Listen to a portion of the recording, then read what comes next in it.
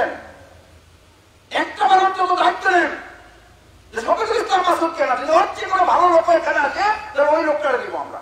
তারপরও আমরা গাঁজা খোঁজের ভোট দেবো না, তারপরে আমরা চাঁদাবাজের ভোট দেবো না, তারপরে আমরা দখলদারদের ভোট দেবো না, তারপর আমাদের সন্তানদের হাতে অবৈধ অস্ত্র এবং নেশা তুলে দেয় তাদেরকে আমরা ভোট দেবো না।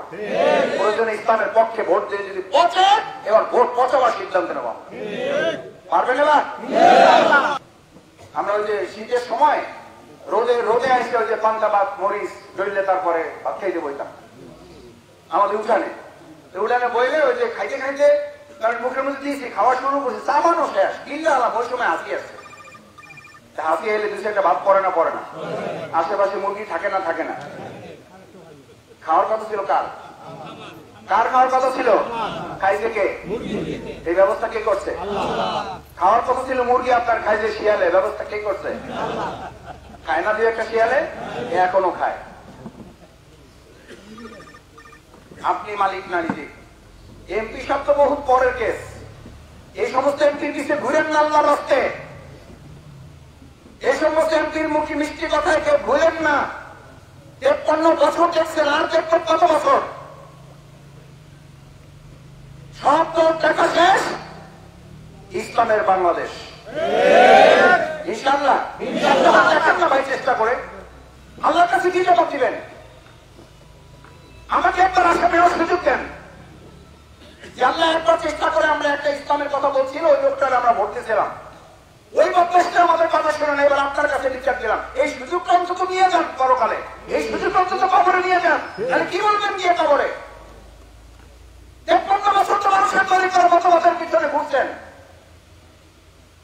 একটা বার অন্তত দায়িত্ব নেন যে শফিকুল ইসলাম মাসুদ কেনা যদি হচ্ছে কোনো ভালো লোক এখানে আছে তাহলে ওই লোকটারে দিব আমরা।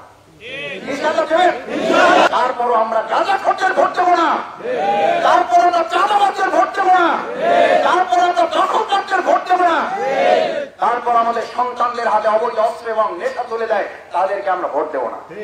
প্রয়োজনে ইসলামের পক্ষে ভোট দিয়ে যদি পচে এবার ভোট পচাবার সিদ্ধান্ত নেব। পারবেন এবার?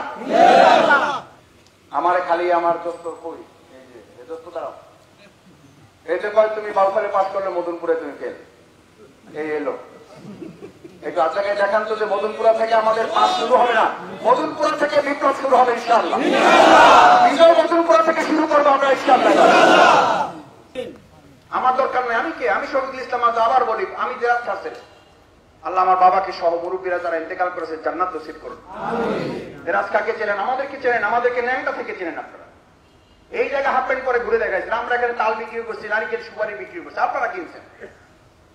সেই ছবি দেরাজকার পোলা লম্বা লম্বা কথা বলবে আপনাদের সামনে, আপনারা তো হাসার কথা যে এই পোলা বলে কি, এই পোলা কয় কি এগুলা। সুতরাং আপনাদের সামনে আমি কি লম্বা কথা বলবো? হ্যাঁ, আমি যদি ইসলামের কথা বলি তার আমি লম্বা কথা আগেও বলেছি, ছোট সময় এখানে বলেছি। এই আপনাদের মতো লোক আমার এই শ্রদ্ধা স্যার, তার মসজিদে আমি ক্লাস 8-এ পড়া অবস্থায় আমাকে ওয়াজ করার জন্য ভাড়া করে নিত। আমি রাত 9টা 10টা পর্যন্ত সিরাজের আলোচনা করে আসছি। সেই সময়কে লম্বা কথা বলছি না খাটো কথা বলছি? লম্বা কথা বলছি। তখনও লম্বা বলেছি, এখনো লম্বা বলবো, এবং আল্লাহ হায়াতে বাঁচিয়ে রাখলে বলেছি আর চেয়েও খারাপ হলে আমরা লম্বা কথাই বলবো। অনেকে বলে ওই হুজুরের কথা প্রতিবাদ জানাই, আমার আমিরের কথা প্রতিবাদ জানাই। এরকম প্রতিকূল পরিস্থিতিতে এই মাঠে আমরা এর চেয়ে বড় প্রোগ্রাম করেছি। এই আশেপাশে থেকে আমাদেরকে হুমকি দামকি দেওয়া হয়েছে, বন্ধ করেন, পুলিশ পাঠাবো, এটা হবে ওটা হবে। আমরা আশেপাশে লোক রেখেছি, অমুক জায়গায় বলতে পুলিশ চলে আসছে, মাসুদ ভাই শেষ করে দেন। আমরা 1 সেকেন্ড আগেও শেষ করিনি, 1 সেকেন্ড পরে শেষ করিনি। আমরা আমাদের প্রোগ্রাম যথারীতি শেষ করে তারপর এখান থেকে বুক ফুলিয়ে এখান থেকে গিয়েছি। যারা আমাদেরকে হুমকি দিয়েছেন তারা আজকে মাথা নিচু করে রাস্তায় হাঁটছেন জনগণের প্রতাপের মুখে পড়ে। তারা পালিয়ে যাচ্ছেন। শফিকুল ইসলাম মাসুদরা কখনো পালায় না। চোর পালায়, ডাকাত পালায়, ধর্ষকরা পালায়, ইমানদাররা কখনো পালাতে পারে না। আমরা কখনো পালাইনি, এখনো পালাবো না, ভবিষ্যতে আমরা পালাবো না, কারণ আমরা এক আল্লাহ ছাড়া কারো পরোয়া করি না।